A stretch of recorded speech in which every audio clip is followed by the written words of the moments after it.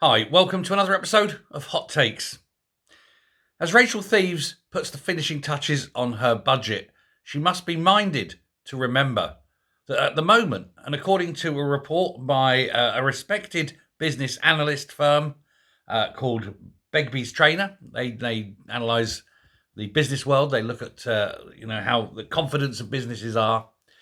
There are currently 637,000 businesses in this country that are close to collapse, that are teetering on the edge.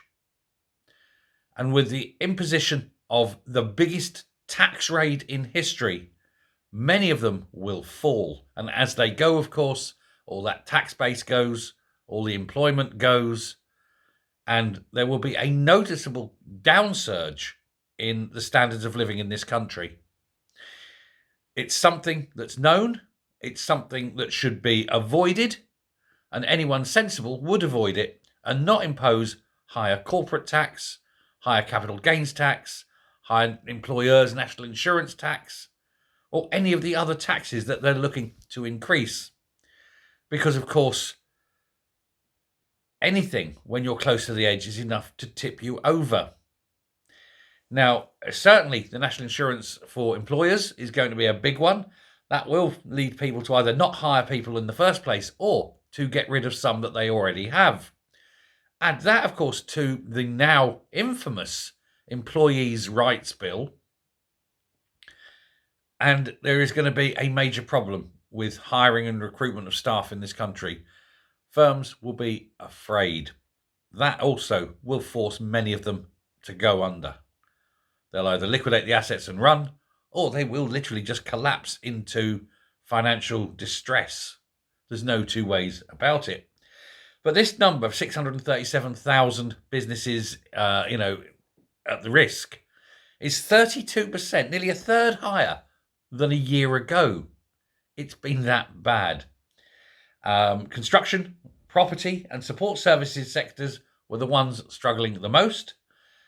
Because, of course, nobody's buying houses, nobody's building houses because they keep making all the rules tighter and tighter and harder. And, of course, the whole of the rental sector is deeply worried because of the way that that's going. And so, of course, with this huge tax raid hoving into view across the horizon, many of them are just going to give up. And to be honest, who can blame them? They'll try to extract as much as they can get now before it really bites come April the 6th. And it is a very, very bad time to be doing business in this country. And it's going to go way downhill. Mass unemployment, mass poverty, mass misery seems to be a deliberate direction of travel for Rachel Thieves and this pathetic communist government that we already have. Now, the mere threat, before she's even done it, the mere threat of these tax rises has forced tens and hundreds of thousands of people probably to leave the country because they want to protect their wealth, and you can't blame them. But that threshold will come. More people will leave, and once it's announced what's coming down the line, you can guarantee many more will go. This is tax that is lost. She thinks she's being clever and raising all these taxes. But of course, raising taxes means less tax. That's the problem. She doesn't understand it. There's the legislation that's impending with this new workers' rights bill has got clauses in it that are absolutely terrifying to employers. There's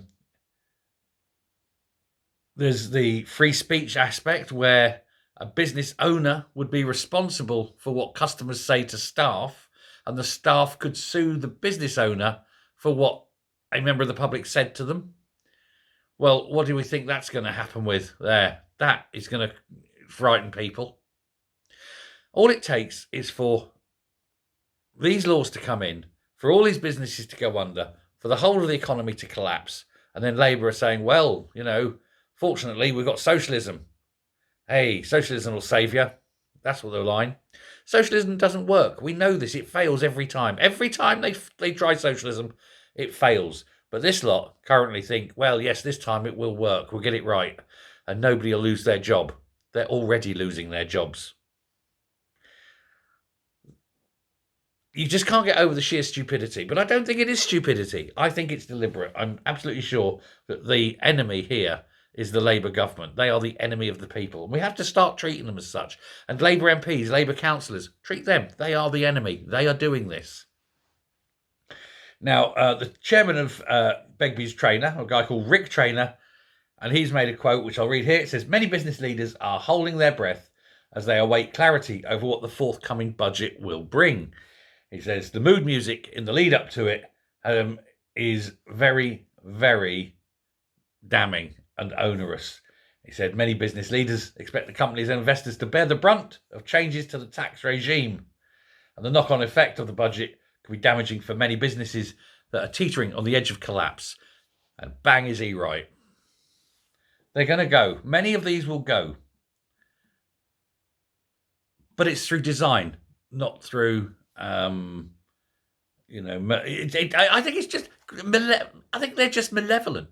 I think Rachel Reeves and Keir Starmer are just two malevolent, evil people. They know what they're doing. They know the effects of what they're doing. And they've lied consistently. Oh, let's have a £20 billion black hole. Oh, that wasn't enough to frighten people. Make it 40 billion. No, 100 billion. They're making it up as they go. None of it's real. None of it exists. It's just lie, compounding lie, as they constantly try to big up bigger numbers to frighten us. But we're not frightened because we know it's all bullshit. All they want is to tax, to tax us into poverty. Because when we're poor, we're controllable. If people are rich, they don't vote Labour.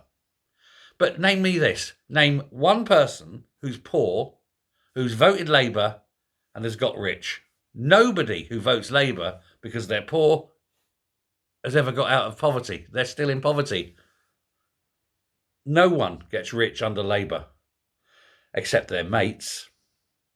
Except people like Sue Gray, who gets paid off $200,000 a year, probably a job in the Lords, doesn't actually have to turn up for anything, disappears because she knows where the bodies are buried. They're the people that get rich.